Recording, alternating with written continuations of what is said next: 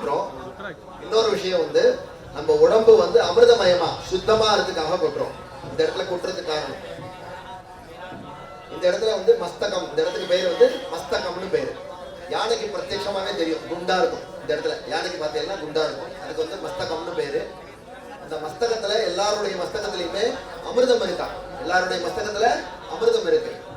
நம்ம இந்த இடத்துல குட்டும் பொழுது அந்த அமிர்தம் தெளிக்குமா, வழியுமா, நிரம்பி வழியுமா, இது விழிஞ்சு நம்ம உடம்பு நினைஞ்சு அமிர்தமயமா இருக்கு நம்ம உடம்பு. அதுக்காக தான் பிள்ளையார் குட்டுறது. முதல்ல பிள்ளையார் இன்னொரு காரணம், ரெண்டு காரணம் சொல்லலையா, பிள்ளையார் குட்டுறதுக்கு ஒரு காரணம் இது, இன்னொரு காரணம் வந்து விநாயகர் சந்தோஷப்படுவார். அதாவது காவேரி வந்து அகம்பாகத்துல இருக்கா, குடும்பம், மனைவி, குழந்தை எல்லாம் க்ஷேமமா இருக்கணும் அப்படின்னு சொல்லி இப்போ இந்த சங்கல்பத்தை பூர்த்தி பண்ண போறோம். இந்த சங்கல்பத்தை பூர்த்தி பண்றதுக்கு எல்லாருமே அவருடைய குடும்ப க்ஷேமத்துக்காக மந்திரங்களை கொஞ்சம் திருப்பி சொன்னா பலன் இன்னும் ஜாஸ்தி. ஏன் அப்படின்னா சொல்றத புரிஞ்சுட்டு பண்ணணும்.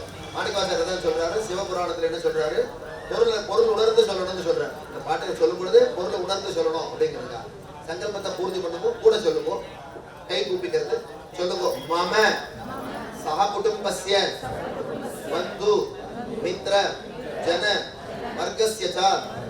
பங்காளிலாம் சண்டை இருக்காங்களோ இதெல்லாம் அவரை சேர்ந்து எல்லாரும் சேர்ந்துடும். இந்த பந்துக்கள் மித்ரால் ஃப்ரெண்ட்ஸ் எல்லாம் கூட இதில் சேர்ந்துருவாங்க.